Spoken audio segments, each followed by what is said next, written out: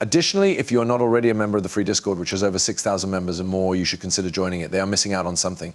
There is no cost associated with using this crypto Discord, which is the most popular one in this area. Don't be afraid to jump in. Above the description, there is a link that you may click on. Participate in it. You won't be glad you did it. Having stated that, let's get down to business and have a conversation about an adoption rate that is consistent. Going back to the month of July, I brought a lot of attention to this. Indeed, Anthony Pompliano was the one who uploaded it. According to our findings, there was a volume of stable coin transactions of 2.8 trillion. At the end of the second quarter, which is a record high, the market is communicating with us that it desires a digital currency that operates on contemporary rails. At this point, we are really looking at the straightforward market capitalization, which is then followed by the transactions. Now, in the year 2022, we brought attention to simple coin transactions since the total value of these transactions was so close to reaching $3 trillion that it was, to put it mildly, absurdum. Nevertheless, we are getting closer and closer to 3 trillion at this point, since in the year 2022, it was around 2.5 trillion. We are now getting very close to reaching the 3 trillion level.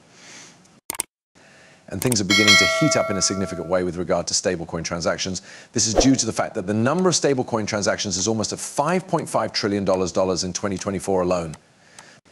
I have a strong belief that by the end of this year, we will have a stablecoin transactional volume that is well over $10 trillion. The very thought of this information, let alone the fact that I am uttering it out loud, is absolutely insane to me. And this demonstrates why Ripple has been so enthusiastic about stablecoins over the past several months, as well as why I personally feel that it is going to have a significant impact on XRP and the XRP and the XRP ledger. I believe that we'll have a significant impact on it in a very significant way. I have a feeling that this is going to have a really beneficial impact on it in and of itself. In addition, I believe that this will bring in a great deal more, not just in terms of volume value, but also in terms of users and utilization scenarios. The question is, why am I bringing this up again? Well, over here, we have an article titled "From Black Spawn Capitalism We Have." And it is important to note that even emerging markets are looking to financial technologies such as XRP and XLM for stability as fiat currencies grow unstable. This suggests that these technologies are the key to stabilizing economies in the future. The previous year saw a 50% increase in the number of transactions involving stablecoins, and now we see emerging markets embracing stablecoins despite the large premiums. For the purpose of conducting financial transactions, stablecoins have become indispensable, particularly in countries where the local currency continues to be unstable or where access to traditional US dollars is still available. When it comes to stablecoins and the acceptance of stablecoins, it is important to keep in mind what I have said. You know, I was recently outside of the United States and I was in a region that was not, financially, or I shouldn't even say financially, it was not economically prospering, okay? Can you believe that? A significant number of the people who live there have family members who are employed in the US and send money back to their homeland. In addition to that, I really had a fantastically fascinating discussion with. Present was a native speaker present who hardly spoke any English, if you must know. In addition to that, I was having a brief conversation with him regarding Western Union. As we were having our conversation, I brought up the fact that Western Union is charging enormous sums of fees. In addition, he acknowledged that they do see it. Moreover, it is a very significant source of discomfort.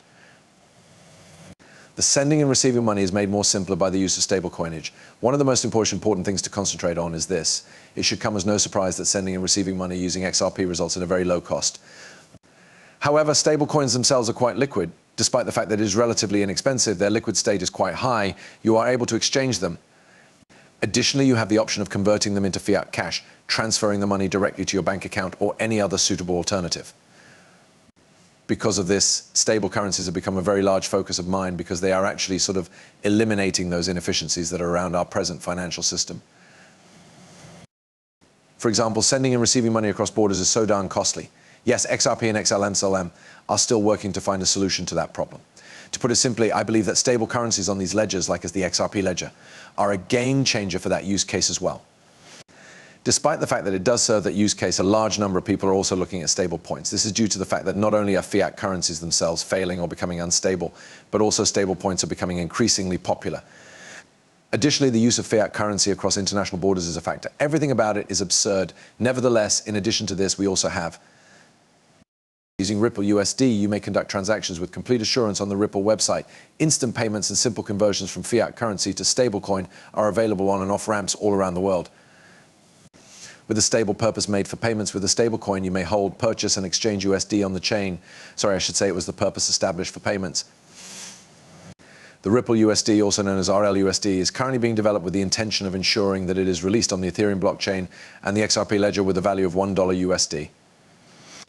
At the same time as Ripple USD will be completely backed by a separate reserve of cash and cash equivalents, it will also be redeemed for US dollars at a rate of 1-to-1. Additionally, we have Ripple USD for use in commercial transactions, money transfers, and remittances. Once more, it is colonization across borders. The main emphasis is on that. There are centralized exchanges and suppliers of payment services. Deep liquidity, multi-chain issuance, programmable finance, and quick settlement are some of the reasons why you should utilize Ripple USD. Similar to these are all of the wonderful use cases that we have been concentrating on for quite some time when it comes to XRP as well. Nevertheless, outside from this, we have coins that are stable, necessary, and impactful. The market capitalization of major stablecoins has increased dramatically, and they now account for 10% of the market for digital assets. Stablecoins are being widely recognized for their ability to simplify transactions and improve efficiency within the financial industry. It is anticipated that stablecoins and other forms of digital assets will have an even more substantial influence on the way the global financial system functions. When we take a closer look at this comprehensive study, we see that it contains a comprehensive analysis of stablecoins.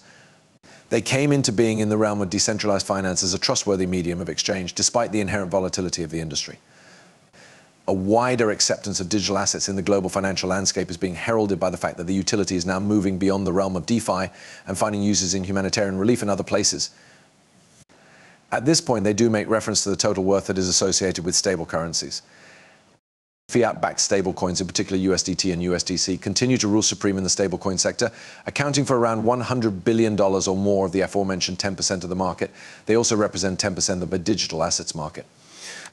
Additionally, a recent analysis predicted that around 2% of the world's money supply may be tokenized over the next 5 years through the use of stablecoins and CBDCs, which is equivalent to approximately $3 trillion. To add insult to injury, they proceed to say a few more things as well. That would be a waste of time, and I don't really want to get into too much detail about this. The comprehension of stablecoins, their basics and their influence may be found down here. Furthermore, in order to provide us with a breakdown, the current market is comprised of 93% of stablecoins that are backed by fiat reserves. Stablecoins are a significant portion of the whole problem. At this point, we have the fundamental concepts as well as the basic use case. The term DeFi is mentioned. They made reference to gaming. In addition to that, they highlighted the means of exchange for everyday transactions and other such things. Stablecoins, on the other hand, are functioning as a means of payment inside the ecosystem of digital assets, owing to the fact that they are available across several blockchains. In situations when holders want to avoid the majority of the volatility that is associated with traditional cryptocurrencies, they are the primary choice for commercial and retail transactions. They account for more than 80% of the trading volumes on major cryptocurrency exchanges. To bring about a fundamental shift in the overall process of money transmission. In this region, we are experiencing a new frontier in terms of humanitarian help or assistance, which is the use of stablecoins for digital aid. In this context, they do make reference to Stellar